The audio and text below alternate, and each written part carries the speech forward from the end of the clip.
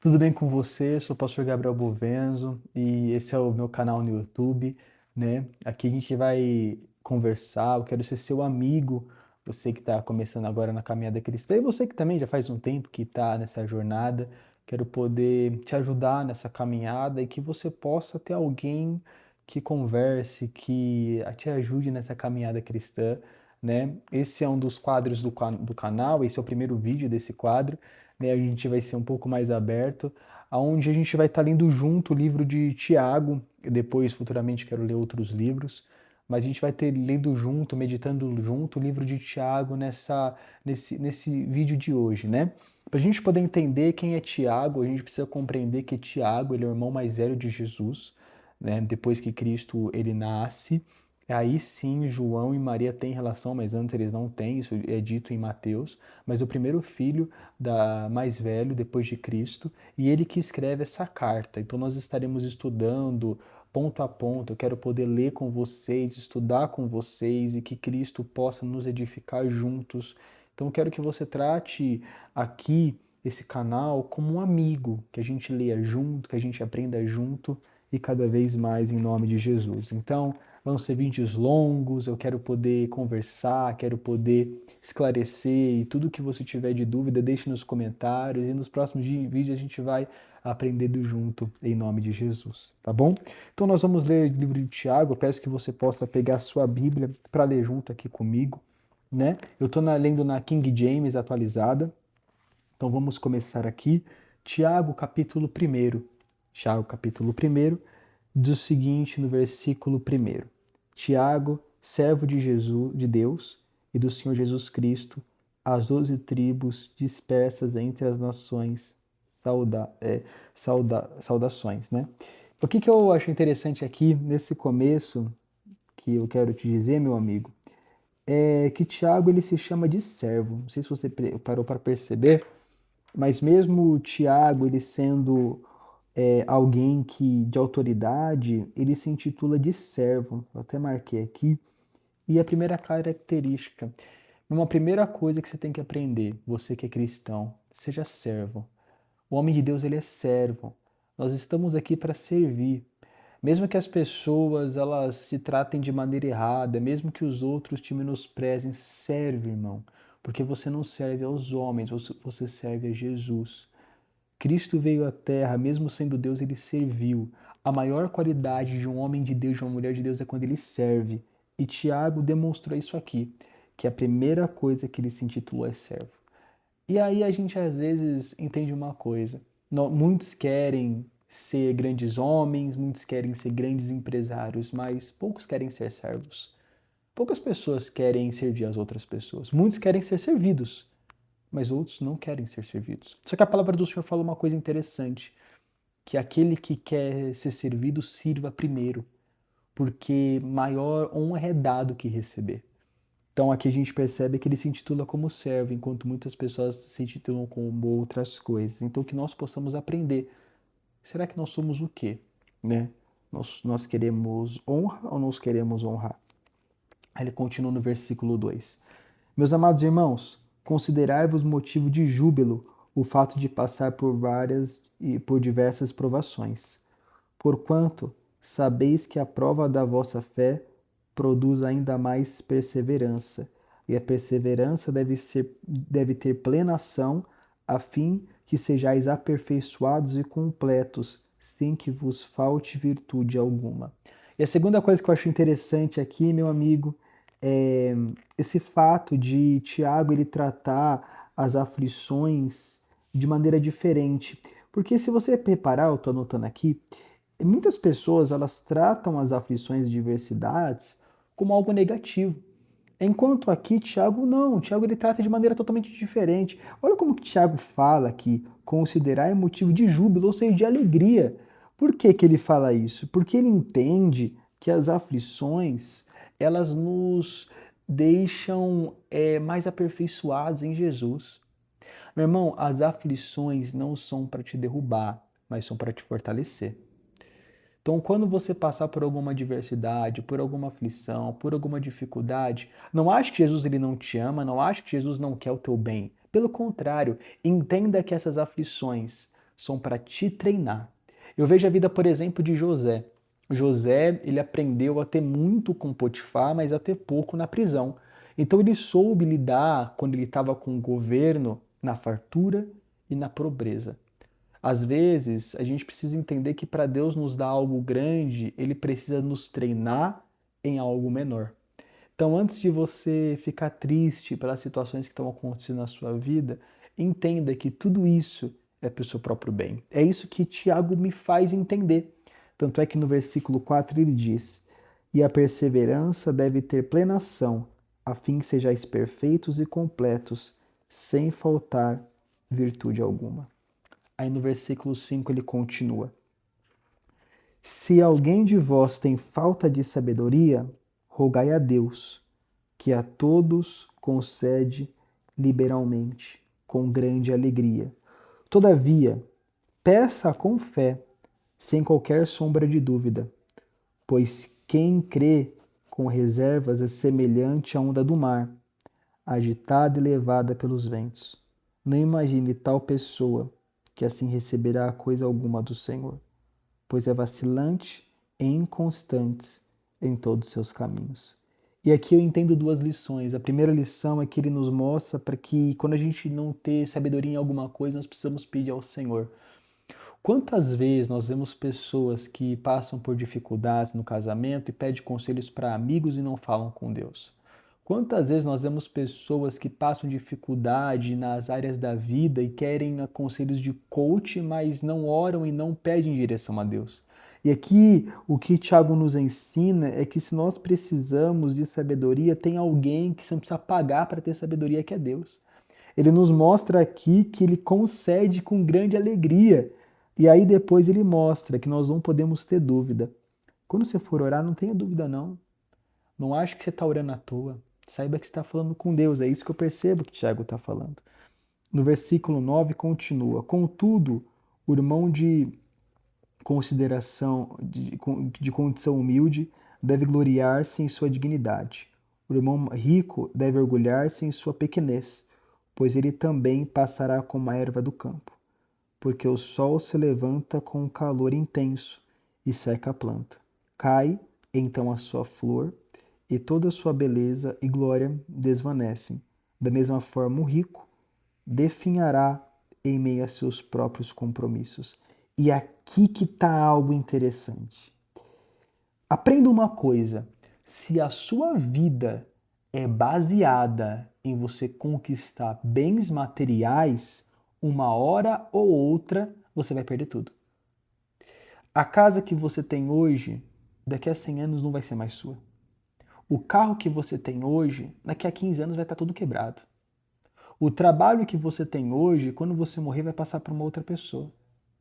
Então, por que se matar para conquistar coisas terrenas e não dar a vida para você conquistar as coisas eternas? A palavra fala em Mateus capítulo 6, não é nem estudo de hoje, mas a gente precisa entender que lá fala algo interessante no Sermão do Monte, onde ele diz que a gente precisa ter recompensas celestiais. E você já parou para pensar que às vezes nós temos conquistado mais coisas terrenas do que celestiais? Só que aqui na Terra as coisas elas vão durar por pouco tempo. Daqui a pouco o que é meu não é mais meu daqui a pouco. Então, por que nós estamos lutando? Será que nós estamos dando a vida para ser rico aqui? Ou nós estamos dando a vida para ser rico no céu? E aí ele continua no versículo 12. Feliz é a pessoa que persevera na provação, porquanto, após ter sido aprovada, receberá o prêmio da coroa da vida, que Deus prometeu ao que ama. Entretanto, ninguém ao ser tentado deve dizer: Estou sendo tentado por Deus. Ora, Deus não pode ser tentado pelo mal, e a nenhuma pessoa tenta. Cada um, porém, é tentado pelo próprio mau desejo, sendo por este iludido e arrastado. Em seguida, esse desejo, tendo concebido, faz nascer o pecado, e o pecado, após ser consumado, gera morte. E aqui que está uma questão interessante que nós precisamos entender, nós precisamos compreender que ninguém safa da pena do pecado. Nós precisamos começar a entender isso.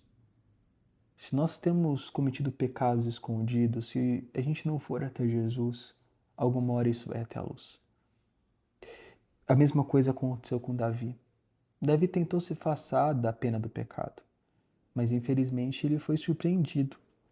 Natã foi até ele. A gente não pode deixar com que isso aconteça conosco. O salário do pecado é a morte.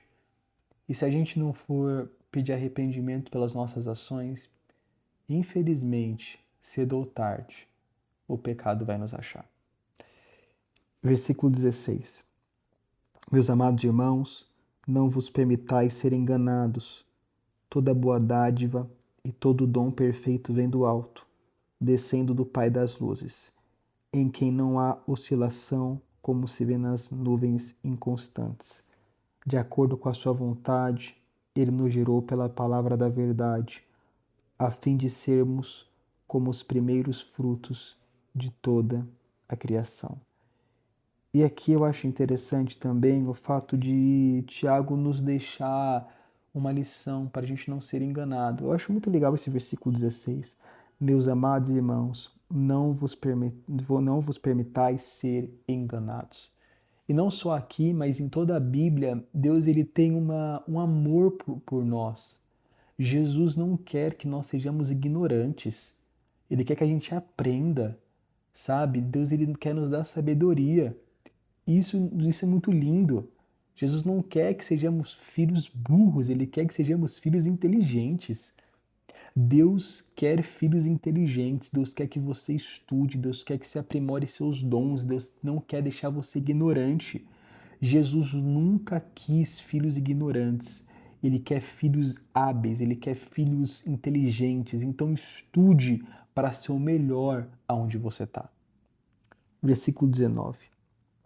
Assim, meus queridos irmãos, tendo esses princípios em mente, toda pessoa deve estar pronta para ouvir, mais tardia para falar e lenta para se irar, porque a ira do ser humano não é capaz de produzir a justiça de Deus. Portanto, livrai-vos de toda impureza moral, a aparência de maldade, recebei humildemente a palavra em que vós é implantada, a qual é poderosa para salvar a vossa vida. Sede praticantes da palavra e não simplesmente ouvintes, iluminando a vós mesmos. Porquanto, se alguém é ouvinte da palavra e não praticante, é semelhante a um homem que contempla o próprio rosto no espelho.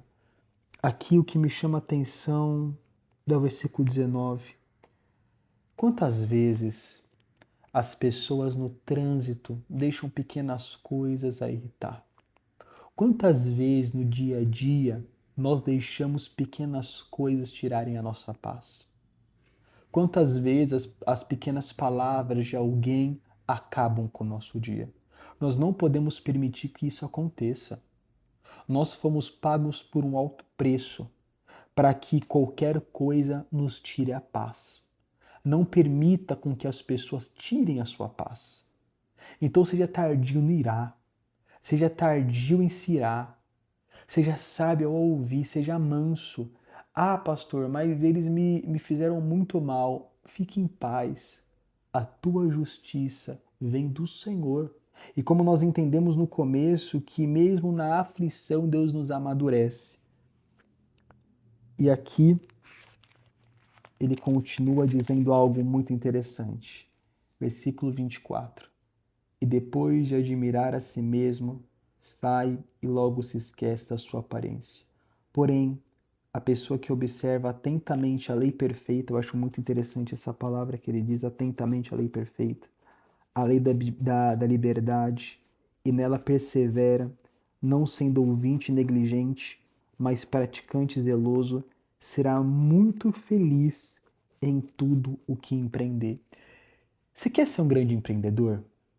Tiago, capítulo 1, versículo 25, mostra aquele que observa atentamente a lei perfeita, a lei da liberdade, e nela persevera, não sendo ouvintes negligentes, mas praticante zeloso, será muito feliz em tudo que empreender. Então, você quer ser um grande empresário? Comece a estudar a Bíblia. Começa a se alimentar da palavra de Deus. Lê Provérbios.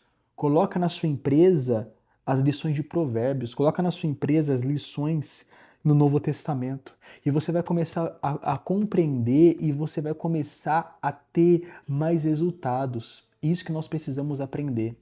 Às vezes nós queremos ouvir de coaches, mas se nós queremos ser grandes, nós precisamos aprender com aquele que é o maior, que é o próprio Deus. Versículo 26. Se alguém se considera religioso, mas não refreia sua língua, engana-se a si mesmo. Sua espiritualidade não tem valor algum. E aqui que eu acho interessante, será que nós temos domínio próprio? Será que você refreia sua língua?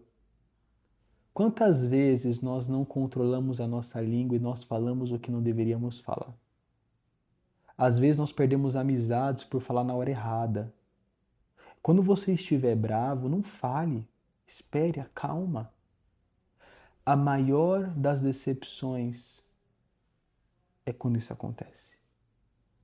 Quantas amizades foram desfeitas porque alguém não teve bom senso e falou na ira e machucou? Quantos casamentos não foram desfeitos porque na hora da briga alguém falou algo que não deveria falar?